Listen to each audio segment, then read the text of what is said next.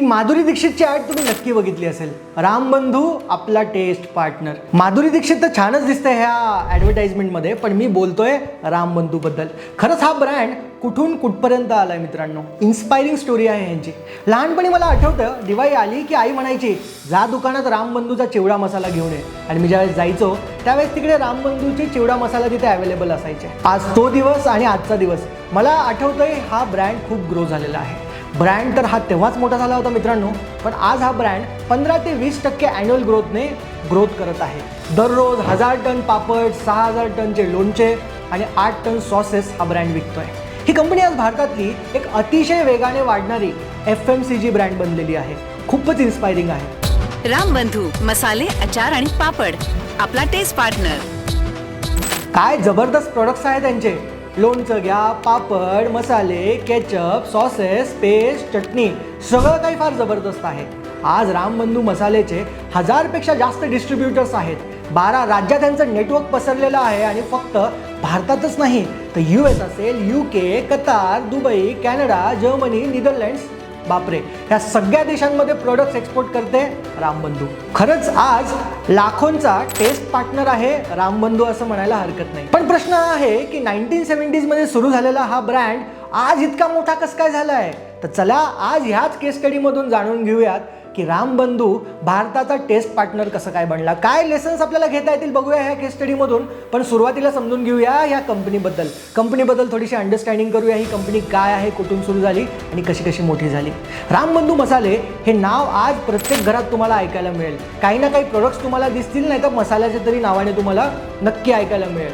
मग उत्तर भारत असो किंवा पश्चिम भारत असो, रामबंधूने आपली ओळख सगळ्या भारतामध्ये निर्माण केलेली आहे. हा एक बेसिकली इंडियन ब्रँड आहे जो उत्कृष्ट दर्जाचे मसाले पुरवतो अफोर्डेबल प्राइसेसमध्ये.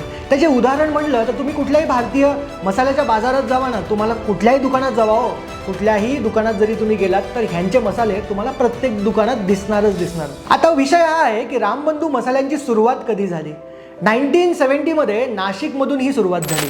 त्यावेळेस फक्त नाशिक चिवडा हे बनवायचे. नाशिक चिवडा तुम्हाला माहिती असेल, फार फेमस आहे. आणि लोकल मार्केटमध्ये हा चिवडा बनवून ते विकायचे. पण एक दिवशी अचानक शेजारच्या काकू आल्या आणि त्यांनी पापड मसाला विचारला.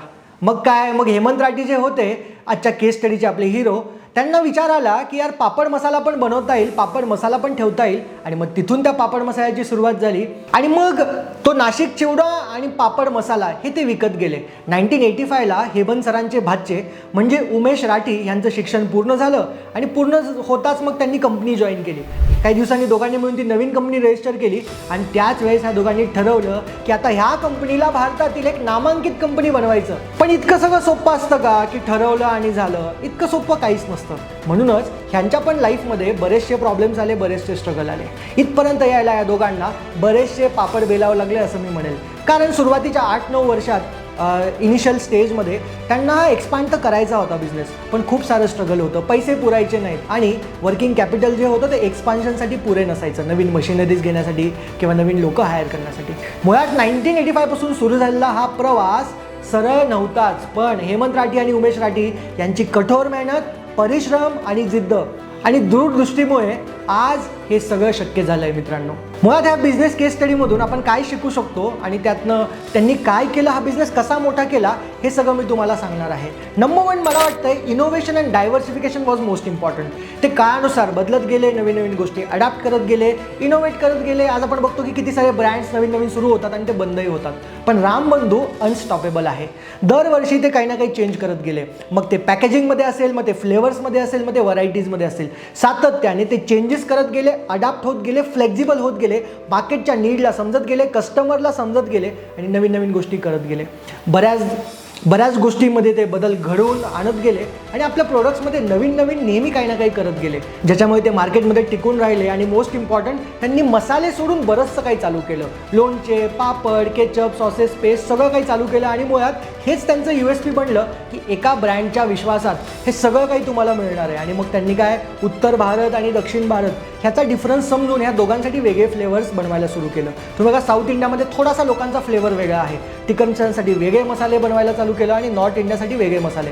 म्हणजे इनोव्हेट करत गेले, डायव्हर्सिफाय करत गेले आणि त्यांनी समजून घेतलं होतं की इनोव्हेशन आणि डायव्हर्सिफिकेशन. बघा डायव्हर्सिफिकेशन काय इम्पॉर्टंट आहे, एकाच प्रोडक्टमध्ये आपल्याला अडकून नाही राहायचं आहे. कारण ते जर प्रोडक्ट बंद झालं किंवा नाही चाललं तर कंपनी खाली येऊ शकते. म्हणून वेगळे प्रोडक्ट्स आणत गेले, डायव्हर्सिफाय करत गेले, एका प्रोडक्टवरची डिपेंडन्सी कमी करत गेले आणि जसं मी म्हणालो इनोव्हेट करत गेले. तर फार इम्पॉर्टंट आहे.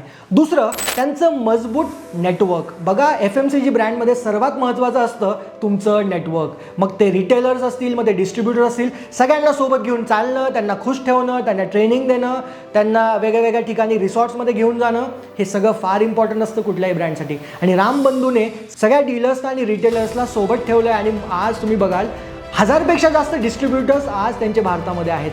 12 राज्यांमध्ये त्यांचे प्रोडक्ट्स तुम्हाला बघायला मिळतील आणि एक मजबूत नेटवर्क. त्यांना आधीच कळून गेलं होतं की भारताच्या कानाकोपऱ्यात जर पोचायचं असेल तर एक मजबूत नेटवर्क इम्पॉर्टंट आहे आणि ते त्याच्यावरती फोकस करत गेले. आणि तिसरं गुणवत्ताची प्रतिबद्धता.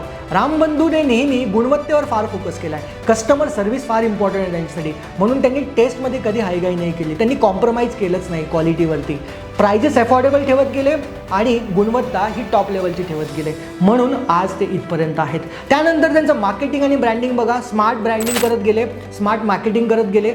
एक छानशी सुंदर दिसणारी मराठी असणारी हिरोईन माधुरी दीक्षित त्यांना ब्रँड अँबॅसेडर केलं आणि खूप कॅची स्लोगन त्यांनी ठेवला बघा, रामबंधू आपला टेस्ट पार्टनर. म्हणजे ज्यावेळेस आपण ॲड बघतो त्यावेळेस आपल्या कानावरती ते सतत पडत राहतं आणि सारखं आठवत राहतं. ज्यावेळेस तुम्ही दुकानात जातात, काही टेस्टसाठी मसाले शोधत असतात, आपल्याला आठवतं.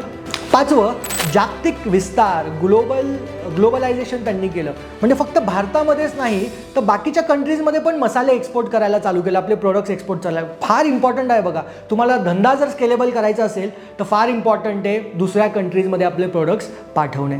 आणि आज जसं मी सांगितलं बऱ्याचशा कंट्रीजमध्ये US असेल, कतार असेल, दुबईमध्ये रामबंधूचे मसाले तुम्हाला अवेलेबल होतील. त्यांनी ग्लोबली ह्याच्यावरती फार फोकस केला.